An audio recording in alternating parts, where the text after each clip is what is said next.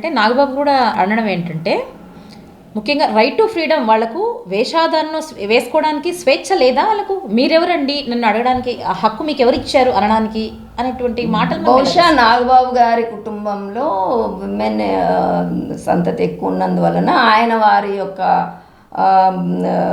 మనోగతాలకు లేకపోతే వాళ్ళ యొక్క భావాలకు అనుగుణంగా మరి ఆయన విలువిచ్చి మాట్లాడాలనుకున్నారేమో. బట్ ఆయన ఇంకొక విషయం ఏం చెప్తున్నారంటే, మీరు ఇష్టం వచ్చిన విధంగా నచ్చిన విధంగా వస్త్రధారణ చేసుకోండి, అయితే మీరు సెక్యూరిటీని పెట్టుకొని వెళ్ళండి. అంటే ఆయన దృష్టిలో ఆయన బౌన్సర్స్ వలయంలో మీరు వెళ్ళండి, మీ రక్షణను మీరు ఏర్పాటు చేసుకొని వెళ్ళండి అంటున్నారు. అది ఆయన లెవెల్, ఆయన కుమార్ అంటే వాళ్ళ ఇంట్లో ఉన్నటువంటి ఆడపిల్లల లెవెల్కి ఆయన లెవెల్కి ఆర్థికంగా వాళ్ళకు వెసులుబాటు ఉందేమో. మరి బౌన్సర్స్ వలయంలో వాళ్ళు ఇష్టం వచ్చిన విధంగా వాళ్ళు డ్రెస్ చేసుకొని వెళ్ళటానికి, కానీ సామాన్య ప్రజలకు మధ్యతరగతి కుటుంబాల వాళ్ళకి ఏం సందేశం ఇస్తున్నారు నాగబాబు గారు అనేది నా ప్రశ్న. ఎందుకంటే ప్రతి ఒక్కరికి బౌన్సర్స్ పెట్టుకునేంత శక్తి ఉంటుందా అంటే మీరేం చెప్తున్నారు, మీరు అర్ధనగరమైనటువంటి వస్త్రధారణలో మీకు నచ్చితే మీరు వెళ్ళండి, but you create your security అంటున్నారు. అందరికీ ఆ సెక్యూరిటీ క్రియేట్ చేసుకోవడానికి ఆర్థికంగా వెసులుబాటు అవుతుందా?